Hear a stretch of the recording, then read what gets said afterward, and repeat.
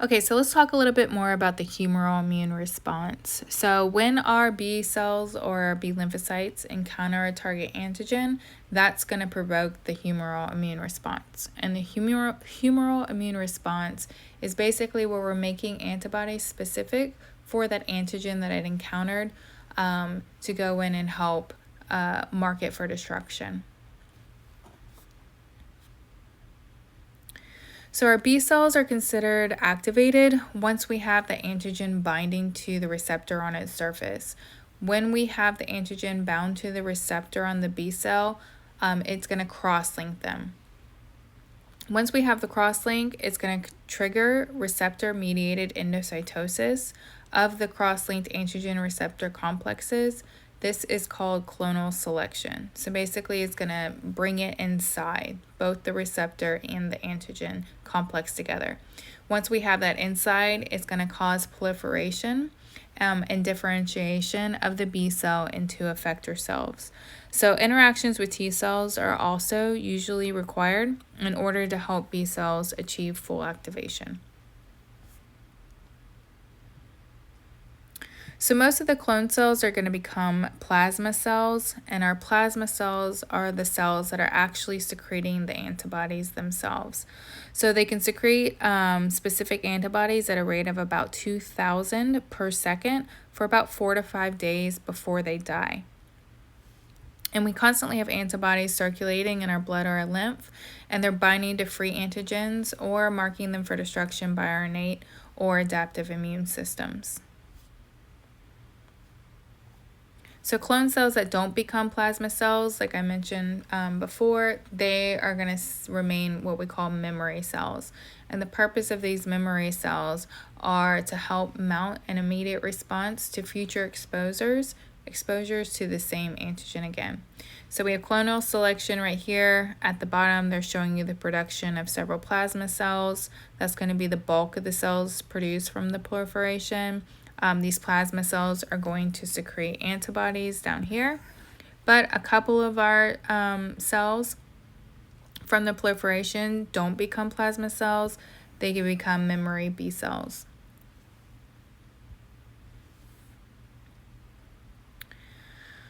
So we're talking about the primary immune response, meaning cell proliferation and differentiation upon exposure to the antigen for the first time. There is a little bit of a lag period of about 3 to 6 days after we encounter the antigen.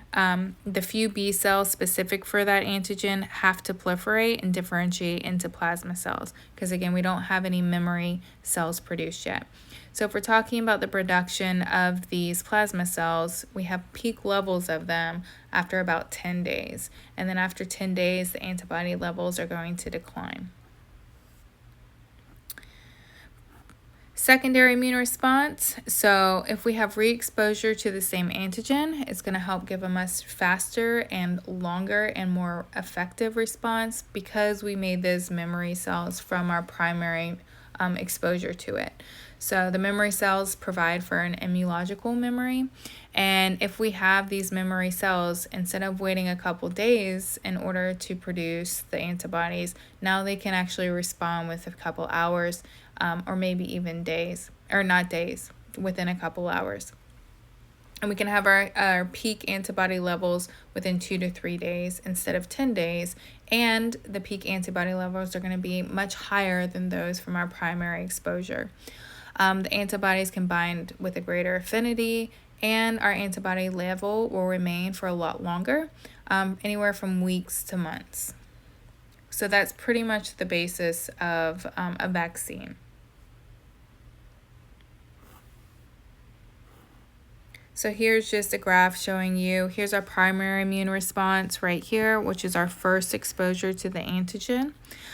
We can see it takes a little while for us to be able to produce a high amount of antibodies and plasma cells here.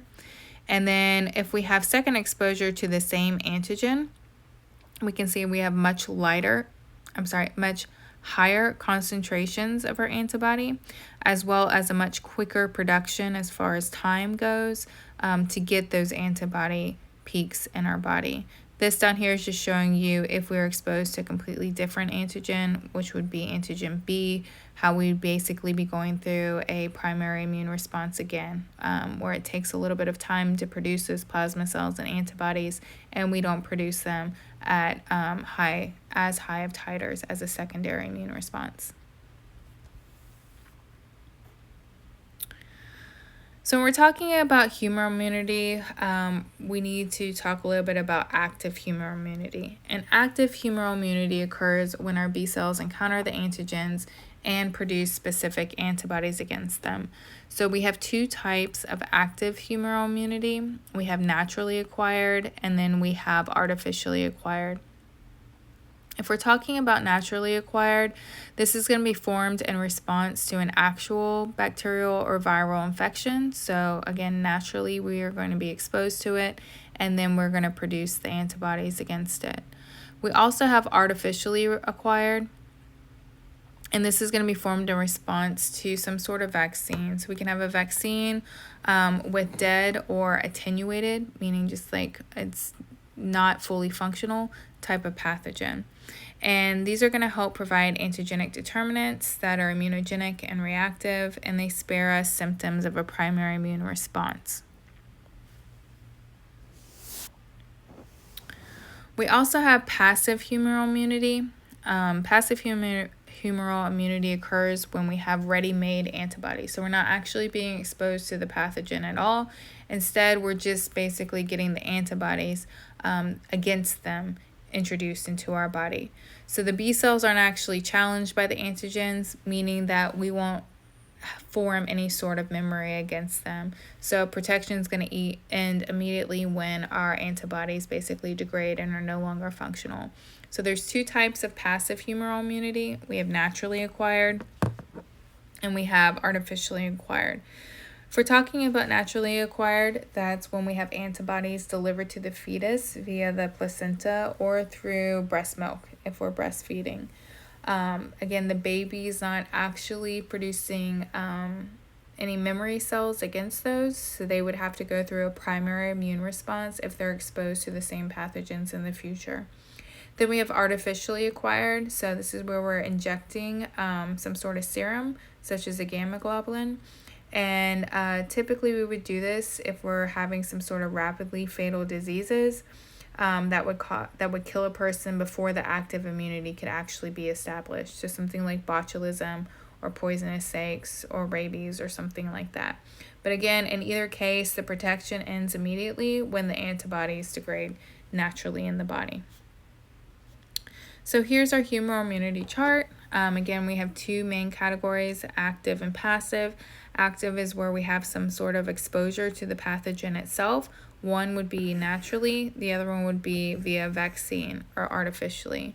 Passive is where we don't have any exposure to the pathogen at all. Instead, we're just receiving the antibodies. So we can have antibodies being delivered via breast milk or the placenta, or just an injection of the antibodies such as gamma globulin. So antibodies, these are going to be secreted by the effector T cells or the B cells, or the plasma cells. They're also called immunoglobulins or Igs. And they're proteins that are secreted, and they make up the gamma globulin portion of our blood.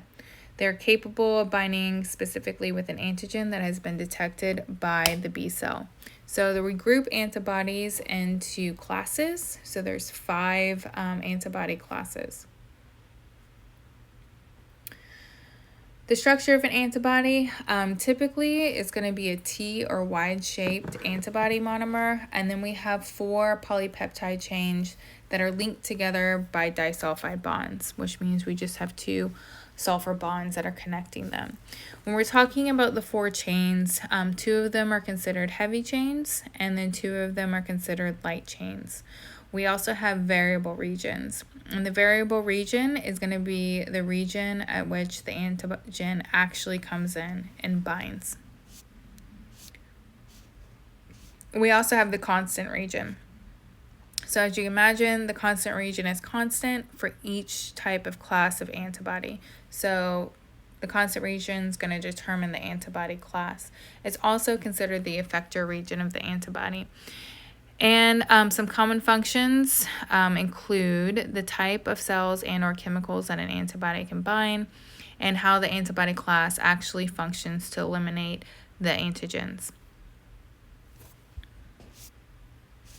So here's a good illustration of our antibody right here. We can see where we have our heavy chains. This is a heavy chain here in a bluish purple. And then we have 2 light chains here in the actual purple. The variable region is where an antigen can actually bind. So this is the variable region on either side. In this case, this Y-shaped antibody can bind 2 antigens because it has 2 variable regions. This down here is considered the constant region. So that's going to determine which of the 5 classes of antibodies this antibody belongs to. So let's go through the classes. IgM is a pentamer, so it's one of the largest ones that we have, and it's the first antibody that's actually released. It's a potent agglutinating agent, meaning that it's going to cause clumping, and it's also going to help fix and activate the complement that we talked about before. So it's a pentamer, so we can see it over here. Which means it has 5 of the Y-shaped antibodies attached to it. So it can actually bind up to 10 different antigens because it has 10 different variable regions or antigen binding sites. We also have IgA. This is either a monomer or a dimer. It's typically found in mucus and other secretions, and it's going to help prevent the entry of pathogens because, again, if you look at the location, mucus and secretions, that would be its function. IgD is going to be a monomer attached to the surface of the B cells themselves, and the whole function of the IgD is to act as the receptor on the B cell. We also have IgG. This is a monomer, so anywhere from 75 to 85% of the antibodies in plasma would be IgG antibodies. So they're from secondary and late primary responses, and they're able to cross the placental barrier. IgE is a monomer active in some allergies and parasitic infections, and they can cause mast cells and basophils to release histamine.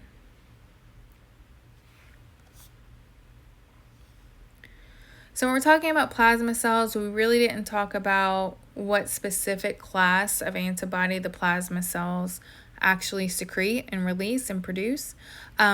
Plasma cells can actually switch from making one class of antibody to another. So it's not like we have a specific type of plasma cell that produces a specific type of antibody. But it does retain specificity for the same antigen. So IgM is released during a primary response, but then because they're the first ones on scene, but then the plasma cell can switch from making the IgM to IgG for some sort of secondary response. Almost all of the secondary responses are going to be the IgG. And then we can have switching between other different classes as well. So what are the targets and the functions of antibodies? So again, antibodies don't go in and actually destroy any of the antigens themselves or foreign microbes. Instead, basically, they can mark them for destruction or flag them or inactivate them. And when they bind, they form the antigen-antibody complex. So some of the things that they can do, or defensive mechanisms used by antibodies, are things like neutralization, agglutination or the clumping, precipitation, and complement fixation. So neutralization is pretty much the simplest defense mechanism that we have, our antibodies are capable of. And pretty much what happens is our antibodies go in and block this specific site, either on the virus or the toxin or the bacteria. And as a result, the virus or the toxin can't bind to receptors of our own tissue cells. So the phagocytes will eventually destroy all of the antigen-antibody complexes. The next one's agglutination. Because all of our antibodies have more than one antigen binding site, they can bind multiple antigens at the same time. When they start binding multiple antigens, what happens is that these complexes become cross-linked into really large lattices. And when they're cross-linked, that's also going to cause clumping. And if you remember from blood chapter, clumping is also referred to as agglutination. So all these cells will come in and clump together. Like I mentioned previously, the IgM is capable of binding 10 different antigens because it has 10 antigen binding sites. So we would consider IgM a potent agglutinating agent because of its ability to go in and bind so many antigens. The next thing is precipitation. So a lot of soluble molecules are cross-linked into large complexes that are capable of settling out of solution and forming some sort of precipitate. So anytime we have precipitated antigen molecules, it's a lot easier for the phagocytes to come in and engulf them and remove them. And the last thing is complement activation, which we talked about before. So when we have a bunch of different antibodies that bind close together in the same cell, the complement binding sites on their regions are going to be able to align and become activated. And again, if you remember complement, that's where we had 3 different pathways that converged on C3. And C3b was able to go in and form the MAC complex, or the membrane attack complex, to trigger cell lysis. So that's kind of another thing that antibodies can do. So here's a good picture. Again, I like the pictures and the flow charts. I recommend looking at them. If we have an antigen that binds to antibodies, we form what's called the antigen-antibody complex. The antigen-antibody complex can go in and do a couple different things. One, it can cause neutralization by binding to the receptors on the bacteria and the viruses. It's going to inactivate them because then their receptors can't go in, or their antigens can't go in and bind our own cells. Agglutination, especially shown here, is IgM because it's capable of binding up to 10 different antigens. Once it starts binding, it's going to start causing clumping. Another way it can inactivate them is by precipitation. So if we have some sort of soluble antigens or something like that, it's going to make it a lot easier for our phagocytes to go in and engulf it if we form this precipitate. And the last thing we can have happen is can trigger complement activation, where we have C3, which is shown here, which is going to split, and then C3b can go in and form our MAC, or membrane attack complex there. If we form MAC, that's going to cause cell lysis, but our C3b can also enhance inflammation and phagocytosis. If we're talking about neutralization, agglutination, or precipitation, these all act to enhance phagocytosis. Okay, the last thing I want to talk about in this section is monoclonal antibodies. These are being used a lot in clinical and research tools. So what are monoclonal antibodies? Basically, these are commercially prepared antibodies that are specific for a single type of antigenic determinant. So you can decide what you want these antibodies to be specific to. And how we produce them are by hybridomas. And these are cell hybrids from the fusion of a tumor cell and a B cell. Why is it important to fuse it with a tumor cell? Because tumor cells are undergoing constant and rapid cellular division. So we can make the B cell proliferate very, very quickly. And the B cell portion allows it to produce that single type of antibody, so we can go on and use it for something else.